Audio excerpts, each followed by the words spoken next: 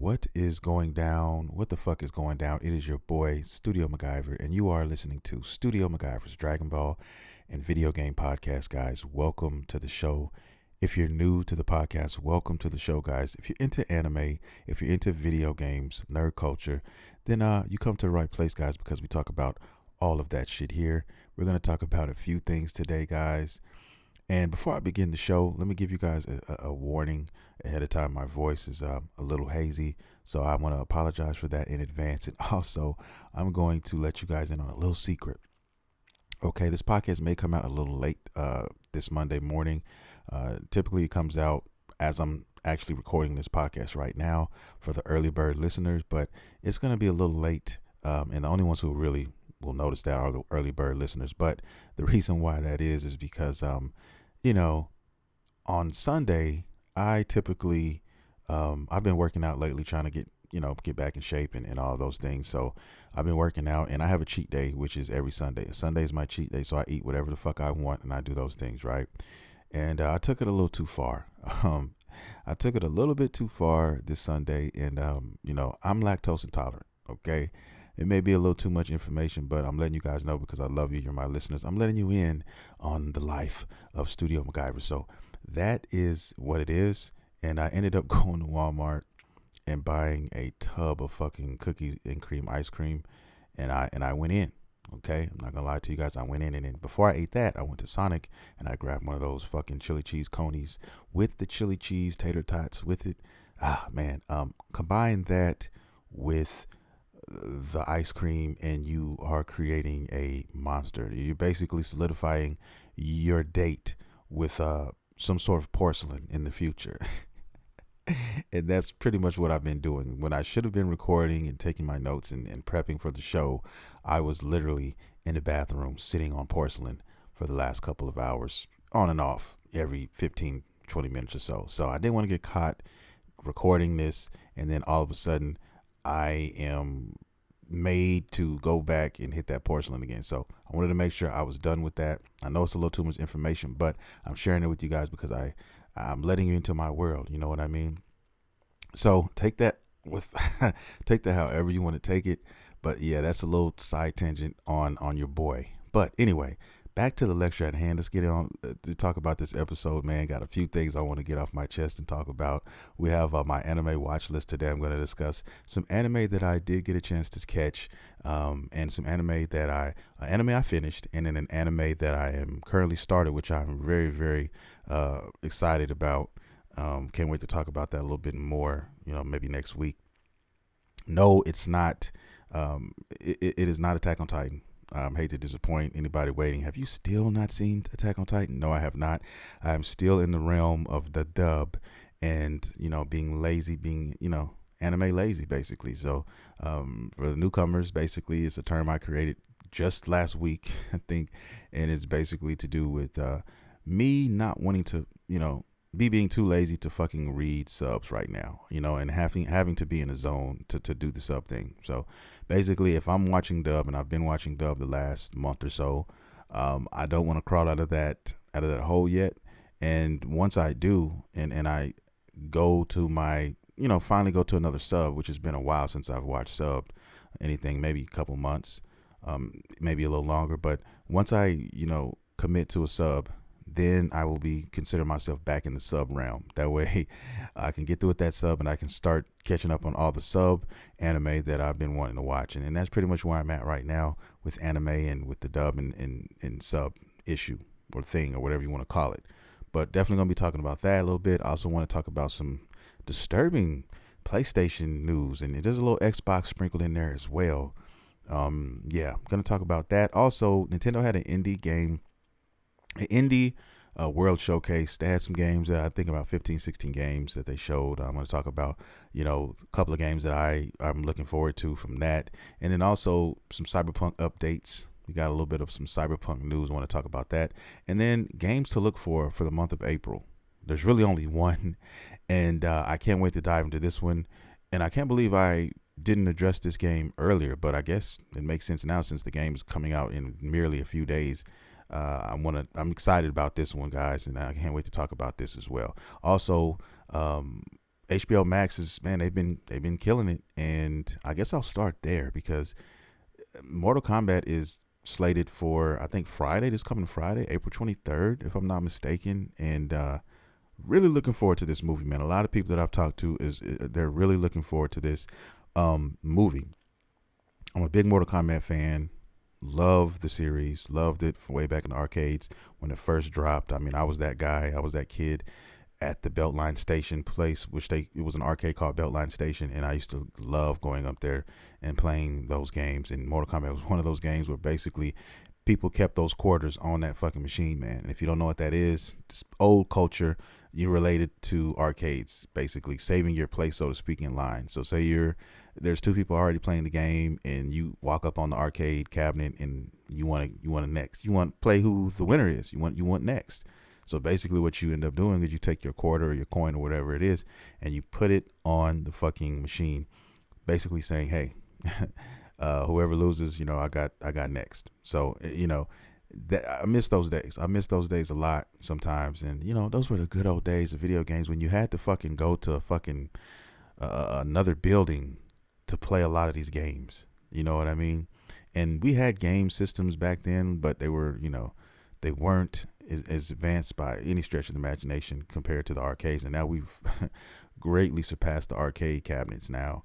And now everything is basically you have in the palm of your fucking hand, which is beautiful as well. Being able to grow up in both of those, I won't even see both, but being able to grow up in that time switch. I look at it as a time switch, like, being able to see what it was like before and being able to see what the transition was, and now being able to enjoy the shit after. I think that's pretty dope. And then, it says a lot about me as a collector and as a guy who wants to, try to, I guess, keep some of those things close to him for nostalgia purposes, man. We all have our toys. We all have our things that we are into and we like to keep and collect or whatever. And, I just love my toys and my games, man. I mean, I can't stop. I mean, I've been buying figures like hotcakes. I mean, figures, video games, I mean, you fucking name it. Those things are my world or whatever. I'm getting a little concerned though, because man, I'm running out of space. So I hope I have enough space to last until we move into our house. So I'm going to try to maintain and try to slow down on the figure buying. The main thing for me is just the boxes that they come in and all that shit, man. Just, what do I do with all this shit? Should I keep the box? Should I not? And I'm a guy who doesn't really care about the boxes. Once I get them out of there, hey, look, I got a spot for you here. Let's dispose of these boxes. Moving purposes, I do keep my shit neatly organized as well. The accessories and stuff that they come with, I have designated, plastic Ziploc bags for all of that. So I keep them all separate, and then I keep them in certain boxes and stuff. So I try to stay somewhat organized with that type of stuff. You know what I mean? My girl likes to make fun of me and say, my God, you and these damn toys. I was like, yeah, man. I mean, if I was a kid, I may find myself maybe playing with them, but most adult collectors, we typically don't play with them. We have them. Well, at least I can speak for myself and say I personally like to just collect. I like to collect and display. So, all of my favorite characters throughout, just nerd culture in general, pop culture, whatever, gaming, whatever, I like to keep. If there's something available that I like, or I try to make a purchase of it and try to have it displayed. You know what I mean? Neatly, that way, and turn it into sort of, I don't want to say a shrine, but just turn it into something, just make it into my own world. Like when you step into this man cave, I know you guys can't see it right now. You can see a little bit, but this is in the background. That's just nothing compared to like the other sides of the room. If I were to show you, and I keep saying I'm going to do a video about like just giving like a little small tour, but this fucking place is dusty as hell. One of my pet peeves in a room in the man cave is dust, like trying to stop the dust. And it's like, you can't stop the dust. You have to always dust. And when you have so many things like I have sitting on these shelves and all of that, man, it's a slippery slope. It's actually a damn job. Sometimes you have to literally take a whole day if you want to dust every figure, dust every item that you have, and then dust everything underneath that. So it's a process, man.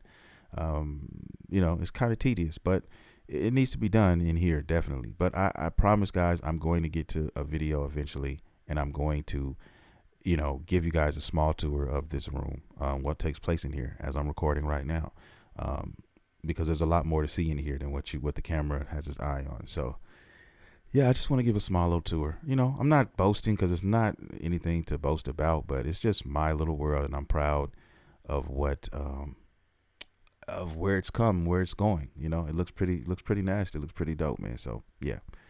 All right, before I get to the next subject, let me go ahead and let everybody know, which I always do every episode now.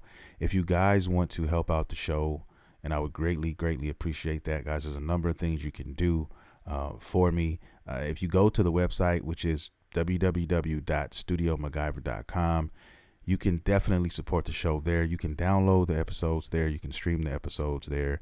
You can also buy merch. Yes, for the official merch of this podcast, guys. Hoodies, t-shirts. You can get coffee mugs, etc., etc. All those purchases will definitely go towards helping the show. And eventually, my dream is to actually do more than one podcast per week. But I need enough support to make that happen. Okay, because doing podcasts, it does take time, and it's very time consuming, and there's a lot that goes into it that people don't realize, who don't do podcasts or whatever. And the people out there who do that, they understand what I'm talking about. And I'm just a weekly show. There's some people out there who do this shit, 2-3 times a fucking week. So it's a lot of work, man. I have just enough time to, make it a weekly thing right now. But like I said, with enough support in the future, man, that could definitely change. And hopefully it will one day, So that is what I want you guys to know. Please check out StudioMguyvR.com. And you can also get at all my handles there. I mean, I have my Instagram, my Facebook page, my everything you can think of that's related to me is there. So if you want to reach out, you maybe want to have a conversation, you maybe want to be a guest on the show, maybe, or just talk on Discord, about stuff. I mean, you can do that, and you can do it easily if you go to StudioMguyvR.com. So I'll say that one last time, and I'll walk away. StudioMguyvR.com, guys, check it out. Thank you.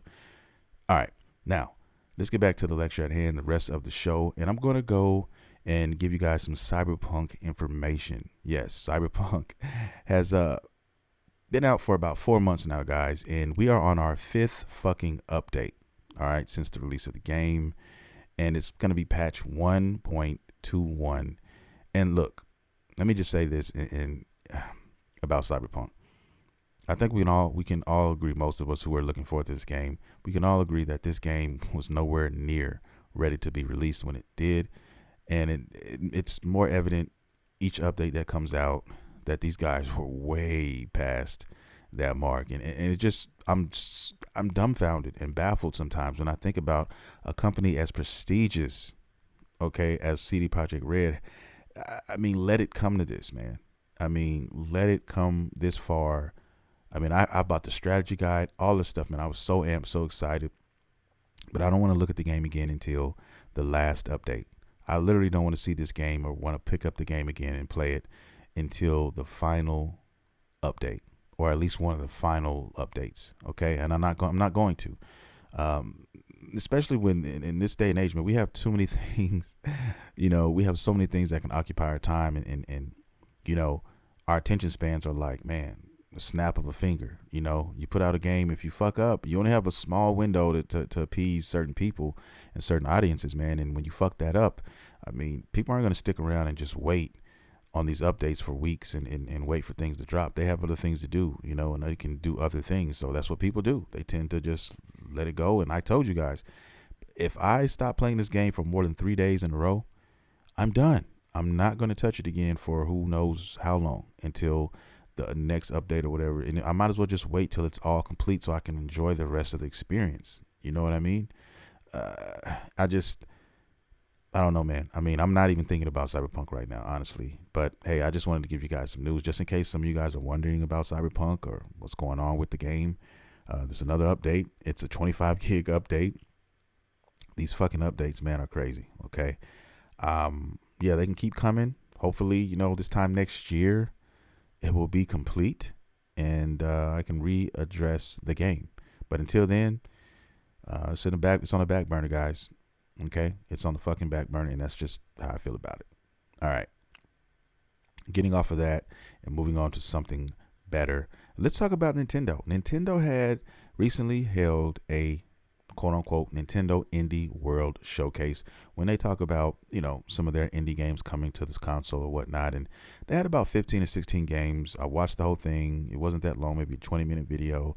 And, out of all those games, I mean, there were some decent, I guess, games. There's something there for a little bit for everybody. There's games. I went to the comments and I wanted to see what other people thought. But me personally, there was only two games that I was really interested in, and I'm going to talk about those two games. And the first one I want to talk about is Skull the Hero Slayer. Now, this game I think it's available on PC now. I'm not sure. I know it was a thing before, but it's like an RPG with light. It's an RPG game, hack and slash RPG type of experience. Looks pretty dope. You play a character basically who is a skull head, and throughout the game you kill different enemies and you get different powers and you get different skulls, in which each skull you attain, they hold different abilities, and there's like over 100 different types of skulls in this game. So just put those in your mind and think of all the things you could possibly do, with this game. So you could switch them up on the fly. You could do crazy shit. So yeah, I'm looking very forward to this. It's kind of like a Mega Man, like on crack, type of experience in a sense. Yeah, it's a darker tone to it, of course, but it looks awesome, and it's coming to the Nintendo Switch. And these are the type of games that I fucking salivate at the mouth for the Nintendo Switch, because they're portable. You could take them anywhere. It's just an awesome game, and it's made perfectly for the Switch. But the one I really want to talk about is the one most people want to talk about, and that's Teenage Mutant Ninja Turtles Shredder's Revenge, man. Yes, I've been seeing this game. I've been seeing images and stuff like that. And it pissed me off because some of these games they announced on this showcase, they're available now. You know how Nintendo does those fucking ghost drops where they say, oh, available now as of right now. I'm like, oh, okay. So they had about 2 to 3 of those, but none of those were interesting to me. Didn't really, wasn't really feeling them. But I was hoping, I said, please let them do a ghost drop on Teenage Mutant Ninja Turtles, please. But it never came. I was so mad. They didn't even give, out of all the games, which most of them they gave release date windows or release dates for, they never gave a release date for Teenage Mutant Ninja Turtles. They just said available this year. So what the fuck is that? I mean, that tells me probably not until the end of the year, because we don't even have a release date window yet for this game. But the game looks good. It looks fun. I cannot wait. It's definitely a game that me, excuse me, that me and my son will definitely be playing for sure. I'm a Raphael guy, and when I first started watching Teenage Mutant Turtles, I was also Michelangelo guy. So yeah, those two guys right there going down. Okay, can't wait for that. If you haven't heard of this game, definitely check it out, guys. Give it a gander, man. It reminds me, they based it off of the old classic arcade game, which I spent so many fucking quarters playing, which was Teenage Mutant Ninja Turtles, Turtles in Time. This game was a fucking classic. I remember playing so many hours of this, spending all of my money on this arcade cabinet, man. And it's got that same kind of nostalgic feel, just with some slightly updated graphics. They still look similar. You got the pixelated graphics, which I love. And then, of course, they added a little flair to it. But it looks awesome, and I really can't wait to play this game, guys. Old school Nintendo. I'm an old school Teenage Mutant Ninja Turtles fan. Used to watch the cartoons. Used to have the action figures, all this crazy shit. And I can't wait to play this game. But those were my two choices. Those were my two picks. Other games, man, I just really didn't give a damn about. But yeah, I mean, maybe you guys might find something other than those two that you may gravitate towards. Definitely check it out if you have not checked out the Nintendo Indie World Showcase. You can go to YouTube, check it out, man. All right. Next thing I want to talk about is, I'm looking at my damn computer, but the next thing I want to talk about is some disturbing. Well, before I get there, before I jump there, let's go to my anime watch list first. Let's go there. I'm gonna get that off my chest real quick. What anime have I been watching? Okay, and it definitely has not been Attack on Titan. I know. Attack on Titan is definitely something I'm going to get to. That's just going to be my first subbed experience back. You know what I mean?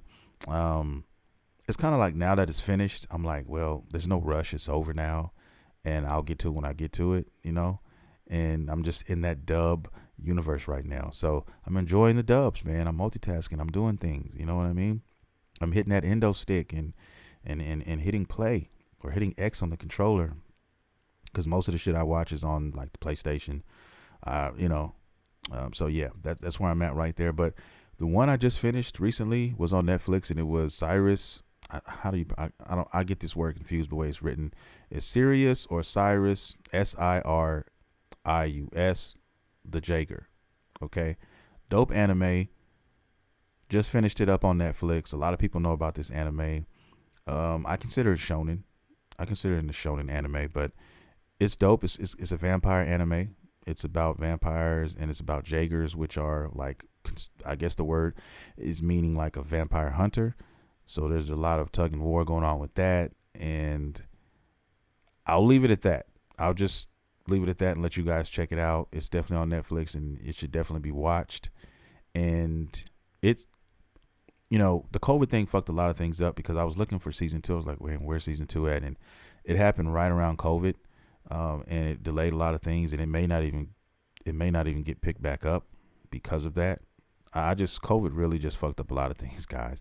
I mean, the ripple effect has been fucking ridiculous. And, with the PlayStation and the Xbox, the game consoles, and even cell phones and all these other things that are required to use a lot of the same parts and pieces, and everybody's kind of like fighting over those pieces. So there's a lot of shortages, man. And I'll get into that a little bit in Two Shakes of a Lamb's Tail. But let me talk about the next anime that I just started, and then I'll move on. There's another anime I just started the other day, and it is on Hulu.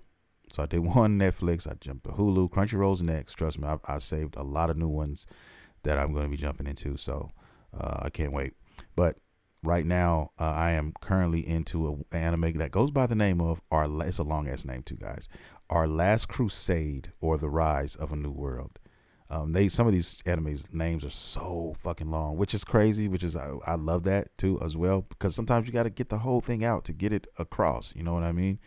But that's the name of it. I'll repeat it one last time: Our Last Crusade, or The Rise of a New World. And basically, this has a lot to do with like mages and like witches and stuff like that. And it's a war between the witches and basically the Imperials, if you will. There's a war going on, and they look at witches as, back in the day, like they always did, as some sort of bad omen or whatever. So they frown down upon them. But most of these witches, they don't want any smoke. They just want to live their life and do their thing. And that's a problem with society. Sometimes we have people can't accept that others just want to live their life peacefully and don't want any trouble, but they can't get out of their own fucking way, and they have to just create shit problems. And that's kind of like what this is. And then you have a guy who was an Imperial, and he's a young guy. He's very gifted, highly skilled. He's very wet. Let me use that word. He's extremely wet with the sword. His sword play is wet. But when he made a boo-boo. He did a boo-boo. He basically freed a young girl who happened to be a witch, or she happened to be a mage. I'll call her a mage. And he released her, and he basically served a year for that. They call it treason or whatever, but because he was highly gifted and he was one of those guys, they let him go to basically pursue other mages, if you will, to redeem himself. So he agreed with the pact, and that's where it starts. The dynamic that I'm digging is the fact that one of the mages who he sent after, the main one he sent after, they have so much in common, and they are finding out all these things. So when they go to fight each other and they go to try to, do their thing or whatever, shonen style, things keep happening and make them kind of, I guess, hesitate. And they basically like each other. Okay, low key. That's basically what it is. And they're trying to figure out a way to not have their nations go head to head, and that's hence the name of the fucking anime. You know what I mean? They're gonna go on a crusade basically to change the fucking world.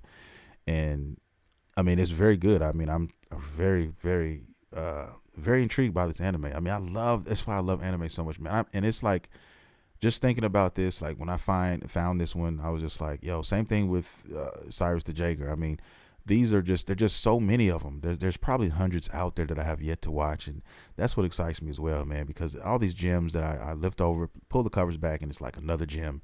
I love that, and I'm so excited just moving forward to figure out what else I'm going to discover. What other anime am I going to find that I'm going to consider like, oh, one of my top 10? Who's gonna bump?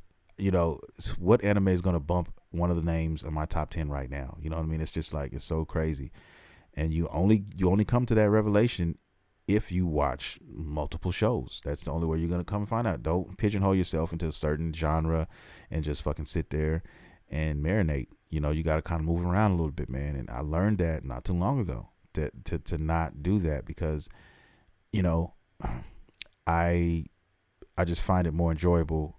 I find the experience a lot richer by just taking chances, man, and jumping in certain ones, man. It's crazy, but it's true. It works. I'm telling you guys.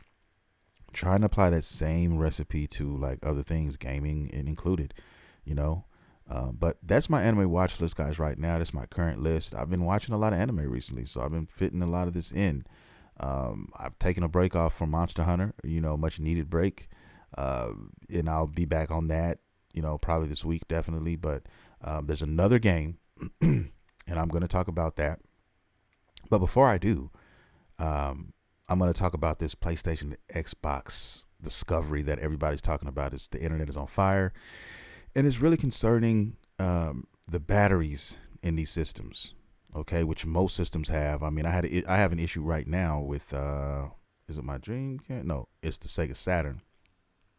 There's an internal battery in there, and me and my son was trying to play. You know, what game were we playing? We were playing Guardian Heroes. It's an old classic, beautiful game. But we played it, and then we'd save it, and we come back to it, and like, yo, what the fuck? Our saver's gone.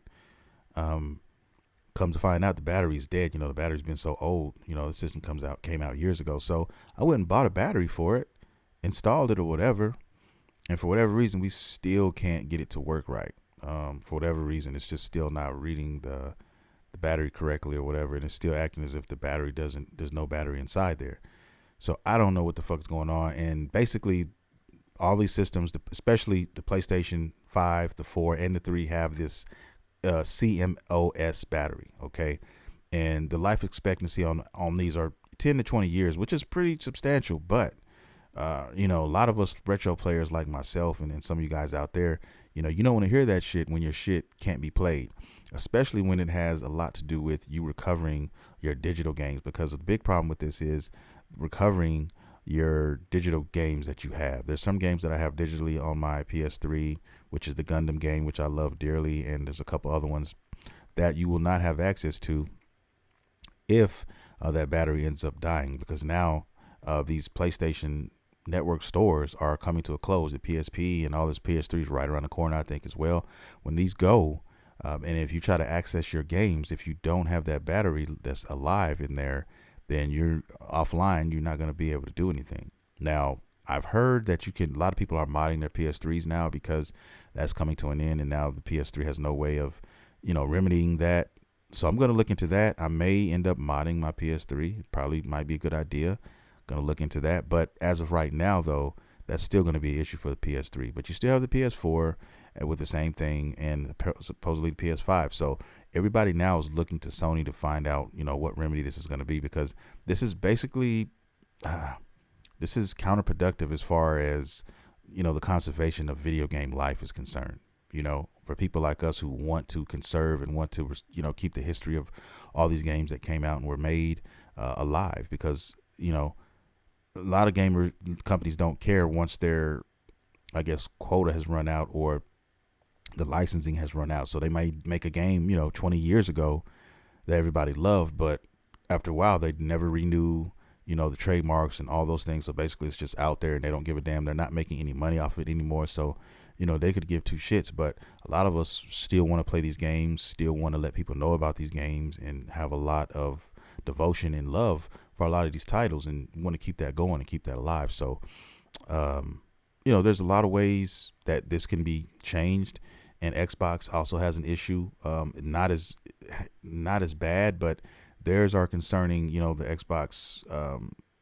Xbox Series X, which is basically you have to, once you buy a new system, you have to basically go online one time. It's a one time only thing where you go online and you register that shit, and for the system to say, okay, you're good now.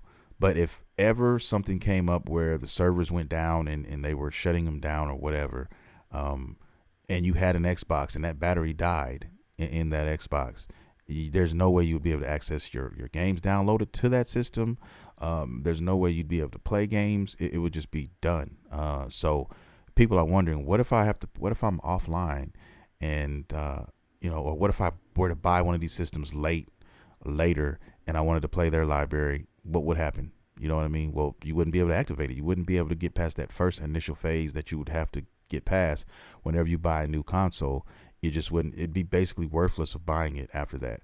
And I know that's kind of far-fetched, and I know it's like years and years and years down the line before people might really need to consider these type of things, but it's still a concern. And nothing's wrong with trying to be prepped and for the future or whatever. It's just, especially when you're somebody who plays older games, and you keep all your games in your systems and stuff like I do. Like most people, the average person will play the games until there's nothing left to play, and then when a new system comes out, they'll eventually dispose of the old system for whatever reason, and wash, rinse, and repeat. I mean, but somebody like me who every system that I buy, every cell phone that I have or whatever has, as of recently, I keep all that shit because I might have use for it later.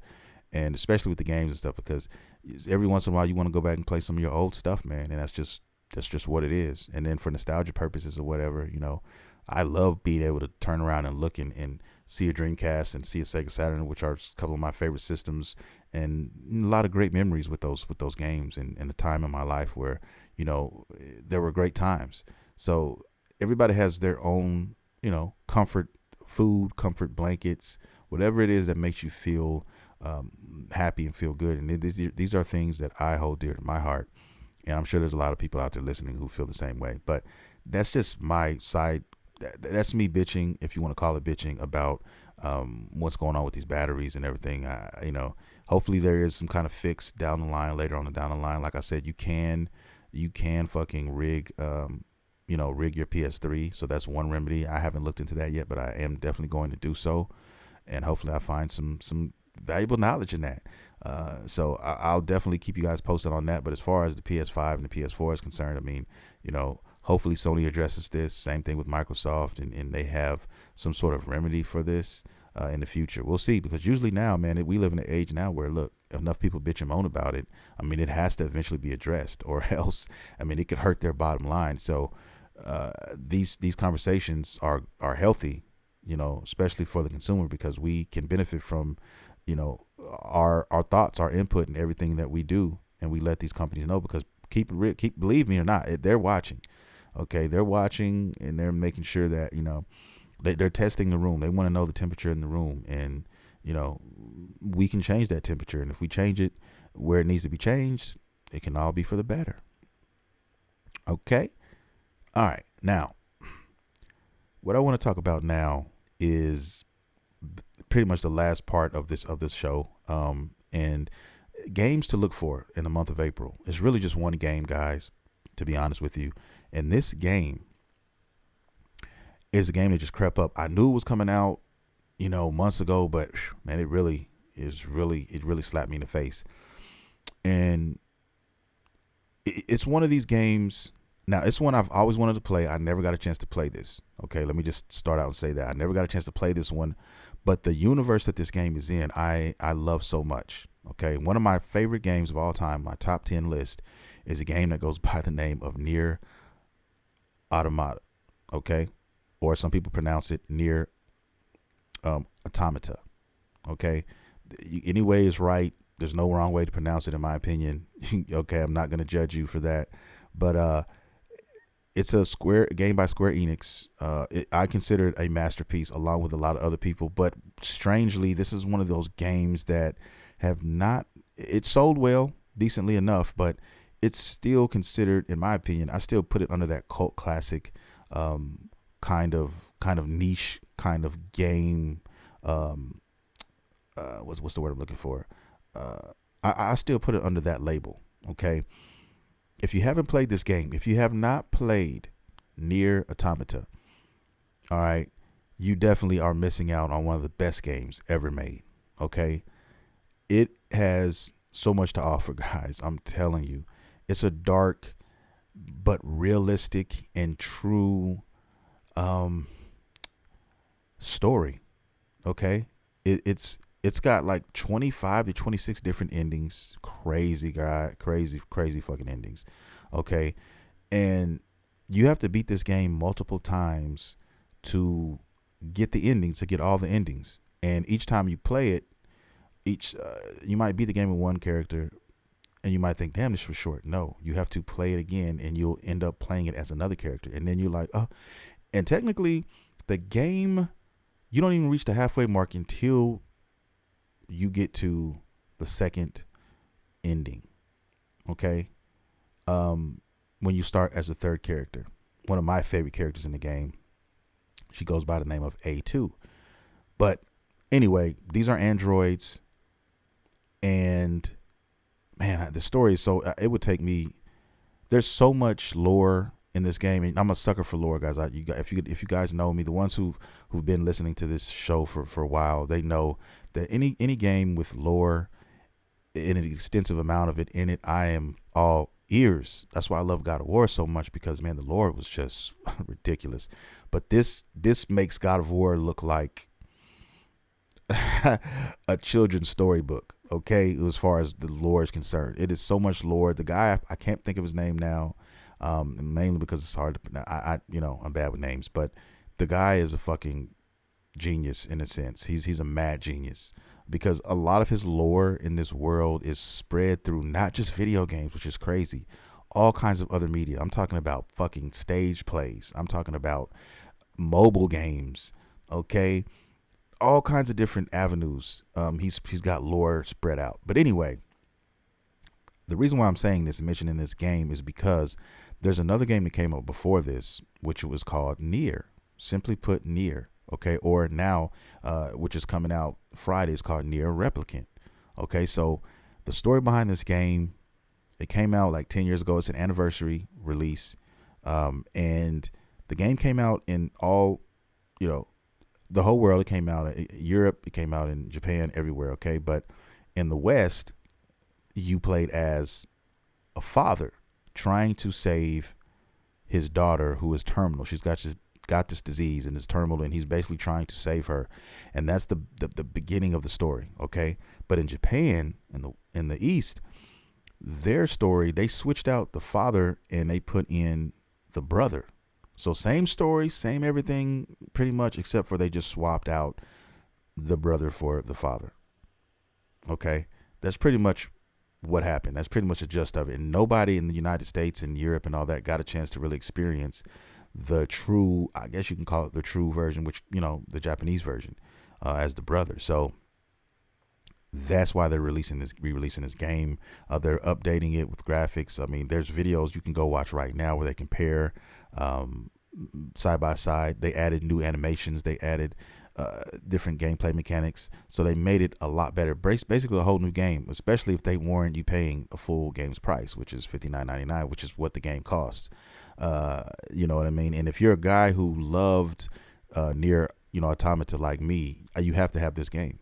And this is a game I have to add to the collection. I have to experience this. This is one that is in the same universe, but it's set almost 10,000 years before Nier Automata. Okay, so, and there are actually a couple characters from Nier Automata that actually you meet first in this game.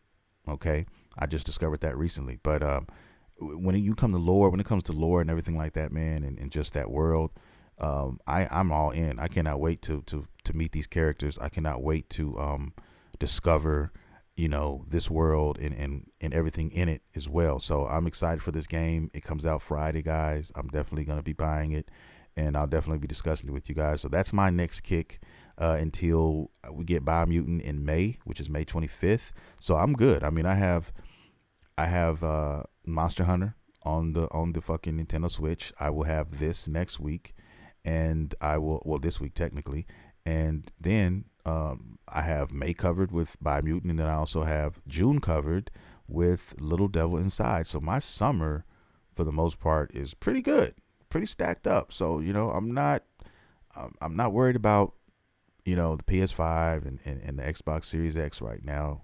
I got plenty to keep myself busy. Okay, and these are just new games. I ain't even talking about backlog and all these other things. You know what I mean? So I'm set. So I'm excited. I'm really excited for this game, guys. If you have not heard of this game, definitely check it out. And definitely, it's perfect now. If you have not played Nier Automata, get this first, play this, and then go to Nier Automata. Okay, I mean, honestly, you could play them in the order doesn't necessarily matter in a sense, because the gap of time is just so huge. But I'm really looking forward to this story. I don't know what the story entails. I try not to look too much into it. And I've had people recommend this game to me before, like a dope RPG that you should definitely play, that a lot of people don't know about, and a lot of people have mentioned this game. And so I know about how passionate these fans are with this game, and I'm excited to get into it myself. And like I said, once I played Nier Automata, man, like, it blew my fucking mind with the story. I mean, it left me after the credits rolled. It had me just in my feelings and really questioning, like, mankind.